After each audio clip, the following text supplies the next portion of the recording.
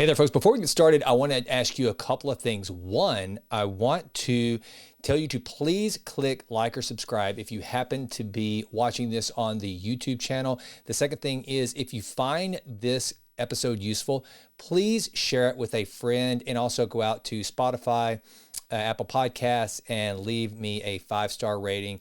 That would mean the world to me. Thank you so very much for listening. All right, so on this Monday Mentor, I want to talk about something that is incredibly important to me, which is parenting. And now I want you to know, here's where the imposter syndrome always takes over whenever I do episodes like this, is that just because I'm a parent doesn't mean that I have all the answers to parenting. I have made every mistake in the book and then some, but at the end of the day, I'll look at the product, which is Ryland and Abby, and they are two well-adjusted, great girls that I think by any measure, people would look at them and say, well, if you were their parent, then something went right. Now, I am the first one to give Ryland and Abby most of the credit. I was very, very fortunate that I had two daughters that made parenting pretty easy. They really did. And that as a result, it made me look far better than what I was probably at being a parent. But nevertheless, as they've gotten older, and now that Ryland is 26. She just got married. And by the way, she's now Ryland Ramazio. I'm not used to that, but that's what her name is. It's Ryland Ramazio. But Abby, I still got one. She's still Abby Wright. But now that they're full adults, I've started to kind of look back on the things that I did as a parent. And I get these questions a lot because people do see them and they know their age. And especially having just gone through a wedding, people will constantly ask, what are some of the things that you did as a parent to make that relationship work, make them, what are some of the things that worked for you just as far as parenting skills? And instead of making an exhaustive list of the things to do, which I do have a lot of to-dos, and a lot of them that I stuck very close to in their childhood and their adolescence. But I wanted to do something different. I wanted to take and make a list of not to-dos as parents. I think that is as important as the to-dos. And so with that, and again, this list is by no means exhaustive. It's just the first 10 things that came to mind. And so the first one is this: don't put conditions on your love. Do not practice conditional love. This is a huge one. Now, a lot of these don't do's stem from my childhood and some of the tensions and friction that I've had with my parents, in particular, my father. So here's the thing with conditional love. It spills into every other relationship your children are going to have. If you only show love when they perform according to your standards, they'll carry that into the world, constantly striving to please others and suppressing who they truly are for fear of losing affection. That's a heavy burden to carry, and it starts with the example you set. I know this firsthand. I'm 51 now, but throughout pretty much my entire life, up until maybe the last decade, because I grew up in a very, very conditionally loving household, it was all about, if you perform to this standard, then you will receive love. If you don't, you will not. Then what I did is I entered into all relationships, both professional, just general friendships, and then into more intimate relationships as putting myself way down, striving to perform, making sure that I was always perfect. And what it did was it caused me to try to be something that I wasn't, and it's just exhausting. More than anything, it is exhausting. And so don't do that to your children. Show them that they can screw up, they can mess up, but you still love them. That is so critically important. The next one, don't guilt trip your kids. They don't need to know how much the vacation costs or how expensive their clothes are. Instead, teach them the value of money in healthy ways.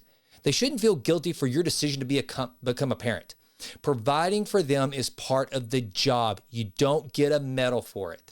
This is one of the things that I was talking to somebody one time. They were talking about their mother, and who's just constantly going on and on about all the wonderful things that she had done for her children and this and that and the sacrifices. And finally he told her, yeah, that sounds to me like being a parent. That's what it is. It's not easy. It requires sacrifice, but it's worth it. And it's not your children's fault that they are young, they're adolescent, they're unable to be out in the world working.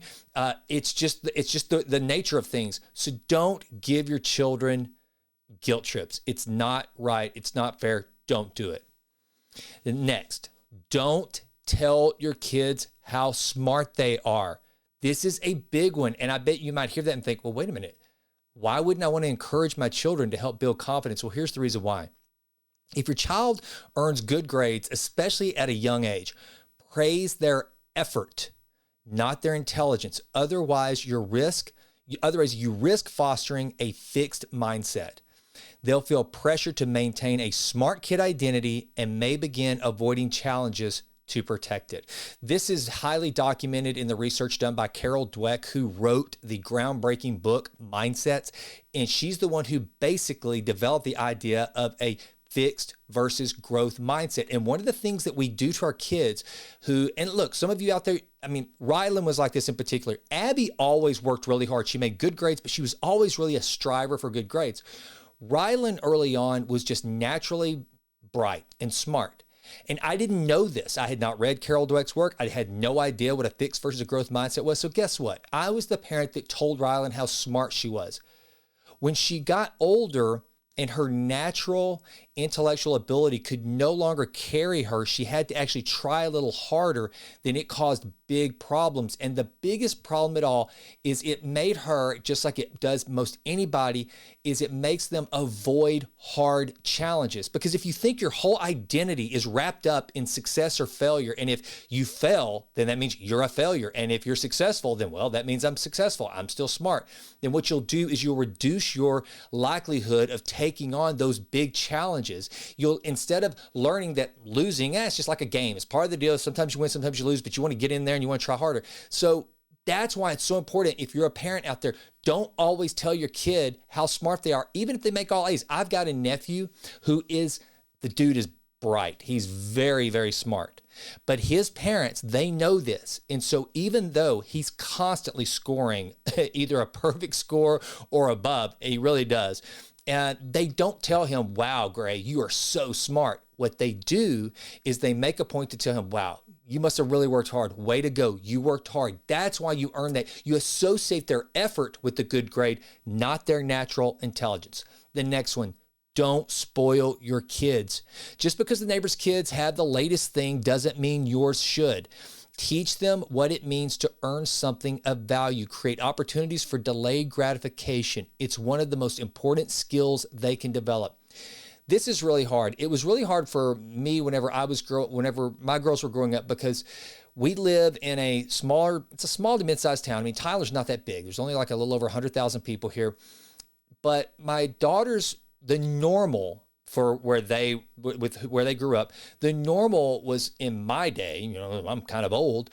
Whenever I was growing up, that was kind of kids having a lot. And it's a real tough thing whenever all the kids get a certain car, they wear certain clothes. And now these days, my God, it's just ridiculous. These girls are getting handbags that back when I was growing up, I remember my mom when she got her first really nice handbag, and she was probably close to my age, in her 50s, and it was a big deal. Now you look around, now, I know there's a lot of fake Birkin bags and all that crap out there, but there are some of these kids that are truly getting designer luxury goods, having never earned it, not understanding or appreciating how much it costs. And look, I've been guilty of it. My daughters have had some really amazing things that they probably shouldn't have had at a certain age. If you're going to give them those things, and if you're going to, then put some caveats around it. I'm not talking about, again, I'm going back to, don't make them feel guilty. I'm not like, do you understand how much this costs? Do you understand the sacrifice that your father and I made for you to get this thing? No, instead, set some tangible goals. Get them used to having delayed gratification so that they'll appreciate it more. A couple of things will actually happen. One, there's a good likelihood of, during that cooling period, which I think is always good. I do this to myself, probably not as much as I should, but I try to. If I want something really badly, like for me, I don't collect things. I'm not a big stuff kind of guy, but I do like watches. And so if I decide that I want to add a new watch to my collection, I'll do a couple of things. One, I will either create a milestone for business or something like that I have to achieve before I can get the watch. Two, I'll just set a date. I'll say, I will not buy this watch for at least 30, 60, 90 days. Or I'll do something like, well, you know what? I'm going to try to pick that watch up whenever Jim and I go on a trip. I'm going to go on the trip. I'm going to shop for the watch there. And so that way the watch becomes part of the memory of this experience, whatever the case may be. Do this with your kids. Do this with your kids. Say, okay, you want this thing? Well, what are you going to do to earn it? Or maybe you split it with them 50-50. Say, I'll put in half, you come up with the other half. This is one of the things that we used to do with our kids that really worked well, is we would say, okay, we will match you dollar for dollar up to 50% of the value of whatever this thing is that you want. And so then they had to do some things to earn the money, to do chores, to go figure out. I mean, Abby started a snack sale at one of my offices that I owned when she was growing up. She's a little miser. She still has some of the money that she made when she was like 5 and 6 years old with her little snack sale. So those are some things that you can do to start to teach them delayed gratification and the fact that we're just not going to always be able to get everything we want when we want it. And you're going to appreciate it more when you've had to work for it, especially if you have to work for it and you still want it at the end of the cooling period. It just makes it mean a whole lot more. Now, here's one that's as symbolic as it is anything. And I know people are getting mad about this. I guarantee you, but don't let your kids get tattoos. Just don't do it. And when they go off to college, they're going to be a little more free to do these things. I remember I had so many fraternity brothers that when they would get their letters tattooed on their ankle, they would wear socks every time they went home for the holidays or for the summers or whatever, just so their parents would not see their ink. Look, here's the deal. We live in a world where if you are going to get tattoos and you're unless you are just some wicked genius. Now, look, there are some, Andrew Huberman, for example. Okay, Andrew Huberman, who is now one of the most well-known neuroscientists in the United States and beyond, probably a Stanford professor. Unbelievable. The guy has got sleeves. But here's something about Andrew Huberman. Even he knows, even though he's an outlier, and Andrew Huberman is so good at what he does and so talented and brilliant, that he can pretty much have all the tattoos he wants and still be a Stanford professor. But you know what he does? If you notice, he always wears a long sleeve black t-shirt so that the tattoos don't take away from his message and his brain. He doesn't want people thinking about the tattoos. He wants them to just focus on the message of neuroscience or whatever it is that he's teaching at that time. So, and the fact is, like, most of you listening to this, or most of you, your kids, they're not Andrew Huberman. They're not Tommy Lee. They're probably not a virtuoso drummer. They're not going to be a rock star. They're not going to be an actor or actress. They're probably not going to be in the NFL. And that's the thing that breaks my heart now is I see it used to be these young people. There was a while there where they got to the NFL, then they got all tatted up. Then it started getting even younger because all the NFL players started getting tattoos. Well, then the college players started getting all tatted up. I remember one of the first ones ever was A.J. McCarron that I noticed, the Alabama quarterback. He had sleeves, his chest was covered, okay, whatever. But then now what's happened is it's gone from these NFL athletes, these college athletes. Now a lot of these kids in high schools are getting all tatted up. And like it or not, again, unless you are some sort of an incredible outlier and you're just super uber talented, which, let's face it, most of us just aren't, the tattoos are going to work against you. That's just the way it is. So teach your kids that to at least think about it. I got a funny story. One time, this was like right after I graduated from college. I was in my first job. One of my buddies, I noticed that whenever he wore shorts, he always wore like white tube socks, kind of dad socks. And finally, somehow it came up in conversation one night about his socks or something, or maybe we were just talking about tattoos in general. And he said, there's a reason why I wear these socks all the time. And I was like, really? Why? And he said, well, when I was at A&M, I got a tattoo. I said, oh, did you now? Well, what you covering up there, champ? He pulls down his socks to show me a Chester cheetah. That's right. I kid you not. He thought it was a good idea in college to get a Chester cheetah on his ankle. Had no idea why. Mark Ranny, I'm calling you out. If you ever listen to the Jason Wright Show, brother, that was funny. I don't care who you are. A Chester cheetah on your ankle. But the bottom line is, just at least, look, your kids may get one anyway, and you may think there's nothing wrong with it, but I'm just telling you. And there's not a right or wrong. I'm just telling you, as a parent, try to encourage them against it. You're setting them up for success. Let them, if they decide when they're 18 and beyond to do it, okay, whatever. But I have strong feelings on this. The next one, I think this is really important. Don't always reply to texts. Make your children call you. If your child texts you happy birthday or happy Mother's Day, don't just accept it. Encourage them to pick up the phone and teach them the value of real conversations, especially with you. It starts with you. You have to teach your kids to do this thing. Another thing that I should have put in here is don't let your kids just text or email a thank you note. Don't do that. Let them be the kid, the young person, the young adult that takes the time to write a handwritten note. You may think it's out of fashion. You may think it's old fashioned and stupid and traditional and something from yesteryear. But let me explain something to you. When you get a handwritten note, think about it yourself. If some young person sent you a handwritten note, they took the time, and again, it makes them the outlier. 9 out of 10 young people are never going to handwrite a thank you note. They're not going to do it. It's up to you, the parent, to make your kid be the outlier that people appreciate, the good outlier. So it's the same thing with texting on really special occasions. We've gotten too lazy and used to letting text become equivalent to real conversation. And look, it's almost cliche at this point when you talk about how poor the communication skills are of a lot of young people. And a lot of it is because of this. They just text everything. So don't encourage it and don't accept it. Do not accept until they're even adults. I mean, that's one of the things I go through with my daughters still to this day, especially Abby. I'm calling you out, Abby. Don't text me happy birthday, happy Father's Day, happy anniversary.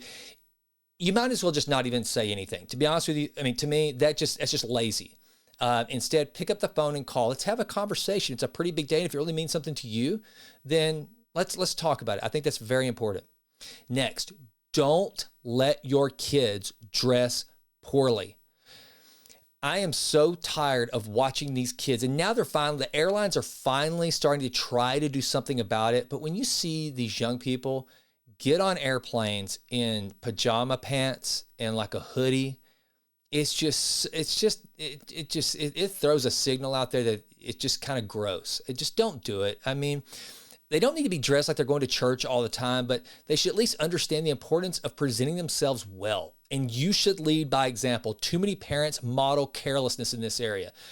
Don't be one of them. I see so many parents, like in the airport is the greatest shining example. You go to the airport these days and it is just a freaking slobberama. It is slobberpalooza. It is crappy palooza. It's like, what the heck? It's like Walmart opened an airport. It's so bad.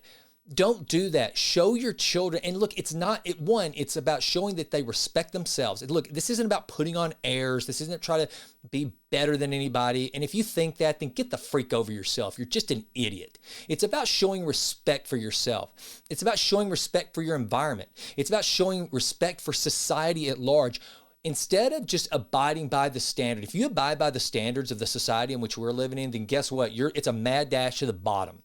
So instead, teach your kids to set standards for themselves. One of the things that I did, because look, I'm not a naturally gifted academic. I'm just not. I have to really work hard to make decent grades. So when I was an undergraduate, one of the things that I made a point to do was something that required zero brain power at all. I would wear khakis and a polo and sit on the front row every single class. And so what I was signaling to the professor that I got up, I shaved my face, I brushed my hair, and I got dressed in something decent and presentable to take their class as a sign of respect. That I wasn't there just because I had to, because I needed the hours and I had to get through it.